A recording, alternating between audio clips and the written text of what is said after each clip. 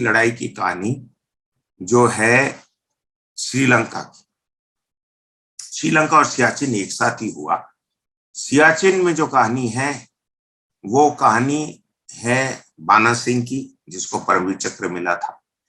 बाना सिंह साहब से मैं कई बार मिला, अब तो रिटायर हो गए, सूबेदार थे, ऑनरी कैप्टन थे, उस टाइम तो एक यंग हवलदार थे।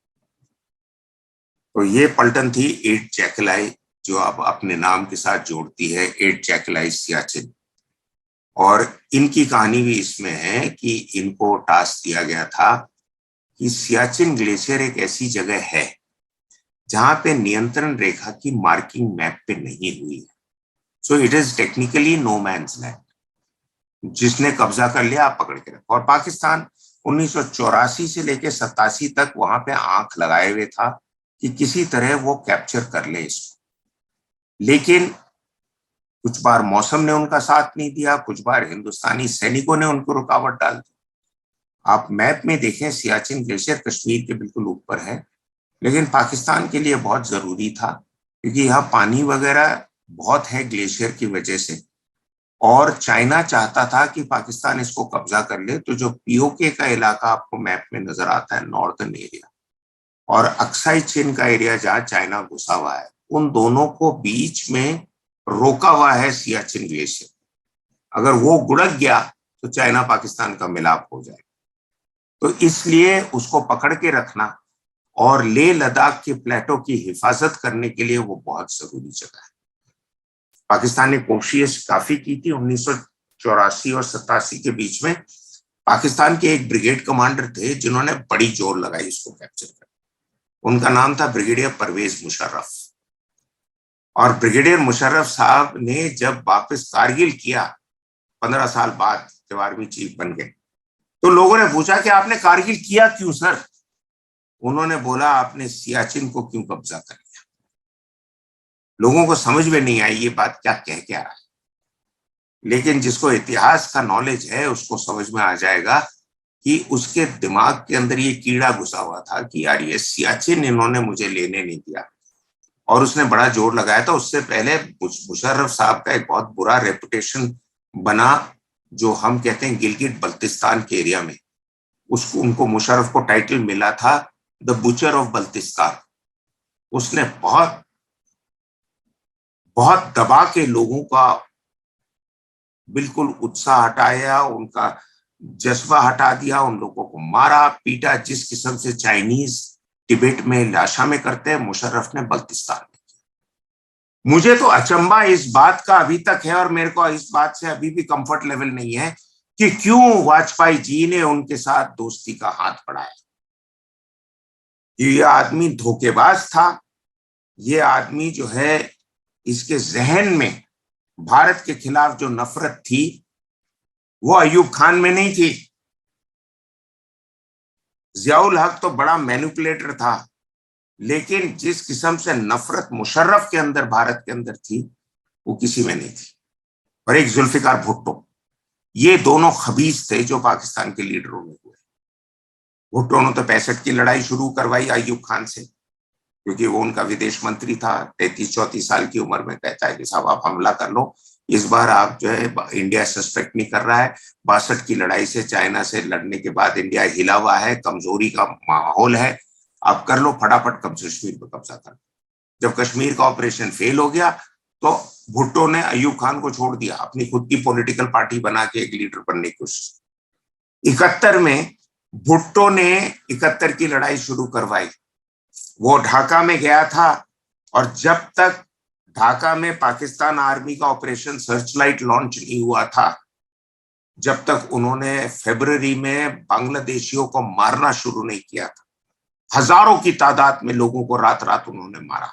ढाका यूनिवर्सिटी में, ढाका कॉलोनीज में लोगों को घर से बेघर कर दिया, औरतों को हजारों में रेप किया।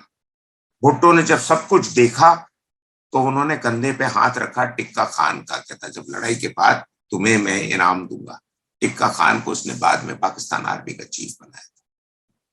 ठीक है, यही वो खबीस है, वो भुट्टो जिसके साथ भी हम गए थे। राजीव गांधी भी जाते थे, जुल्फिकार भुट्टो के नाम पे बेनजीर भुट्टो बनी, उनसे याद। मिसेस गांधी ने उनके साथ 71 का समझौता किया और वो शिमला में 94,000 प्रिजनर्स को हमने दे दिए, और आपको क्या मिला? एक फॉल्स प्रॉमिस कि बायलैटरल रिलेशनशिप रखिए। क्या कश्मीर का मसला बायलैटरल है? पाकिस्तान को मौका मिलते हर जगह कश्मीर कश्मीर के नारे लगाता है दुनिया के। तो बात आई फिर जो है सियाचिन की। तो फिर एक यूनिट को ये टास्क दिया गया 8 जैकल है। अब इसकी कहानी मैंने अपने कानों से सुनी है, देहरादून में आके इन्होंने प्रेजेंटेशन किया था, हम जब मैं इंस्ट्रक्टर था IMA मिलिट्री एकेडमी देहरादून। क्या कहानी है, जिस ठंड और बर्फ और जिस हालात के अंदर इन्होंने जाके आगे बढ़ते गए, छाती तक बर्फ थी और 1 किलोमीटर का रास्ता बर्फ के अंदर पूरा करने के लिए 5 घंटे लगते थे। इसमें धीरे धीरे वो बढ़ते गए और इन्हों में से एक टोली चुनी गई, जिस टोली के लीडर थे हवलदार बाना सिंह, जिन्हें उन्होंने माउंटेनियरिंग का कोर्स कर रखा। तो 3 दिन वो पहाड़ी पे चढ़ते गए, खाली रात को हिलते थे, दिन भर पहाड़ में लेटे रहते थे, क्योंकि ऊपर बैठे हुए पाकिस्तानियों को अगर पता चल गया कि कुछ हिल रहा है तो मशीन गन से फायर करें। मैं हो आया हूं वहां पे, मैंने वो इलाका देखा है, मैंने सियाचिन पे डॉक्यूमेंट्री भी बनाई। बड़ा मुश्किल इलाका, सबसे पहले तो वहां सांस ही नहीं आती। तो अगर आपको सांस नहीं आ रही है तो आप कैसे फिजिकल एक्टिविटी करेंगे?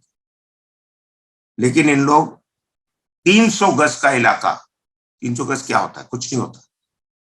3 रात में इन्होंने तय किया। 100 गज चलते थे रात को, धीरे धीरे धीरे धीरे, और रात को चांद भी इतना चमकता है वहां पे, और मैं खुद देखा है मैंने, आसमान इतना क्लियर है कि तारे जो नजर आते हैं, आपको लाइट की जरूरत नहीं है, रात के टाइम भी आपको सब कुछ क्लियरली नजर आता है, चांद की रोशनी इतनी अच्छी है बर्फ के ऊपर। इसमें ये धीरे धीरे बढ़ते गए।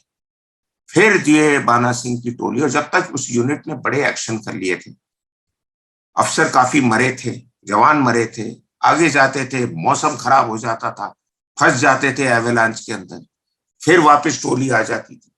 तो इनके कंपनी कमांडर थे एक मेजर वीरेंद्र सिंह, अभी गुजरे हैं 2 साल पहले, वीर चक्र।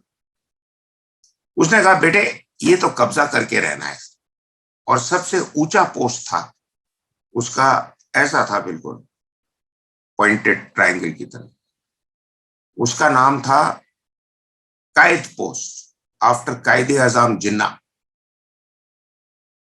ये पहुंच के जब पहुंचे वहां पे, पोस्ट इतना छोटा था कि 8-10 जवान आते। और बाना सिंह ने मुझे खुद बताया कि साहब आखिरी रात पर मेरे को ख्वाब आया, वाहे गुरु आए मेरे को, फिर मेरे को रुकने की कोई बात, मेरे अंदर से दिल में से कोई झिझक हट गई। कहते जब वाहे गुरु ख्वाब में आ गए तो फिर क्या रुक। और मेरी खुशकिस्मती है कि मैं बहुत से ऐसे लोगों से खुद बात कर चुका हूं, डबल चेक करने के लिए कि क्या आपकी कहानी क्या कहता साहब। फिर मैं गया अपने जवानों को लिए, 4-5 थे, उन्होंने हाथों हाथ से लड़ाई लड़ी, और गोलियां तो इतने नजदीक में क्या चलेगी, बस एक दूसरे पे उन्होंने, बेनेट होता है राइफल के ऊपर, बेनेट मारा, चाकू मारा, कर करा के पाकिस्तानी को मार मूर के पहाड़ से ऊपर नीचे फेंक दिया। और फिर उन्होंने वहां से मैसेज दिया कि सर कब्जा हो गया। इसलिए अब उस पोस्ट का नाम, इंडियन आर्मी ने उस आदमी की बहादुरी के लिए उस पोस्ट का नाम रखा है बाना टॉप, वो बदला नहीं। और पूरा ऑपरेशन था, उसका नाम था ऑप राजीव।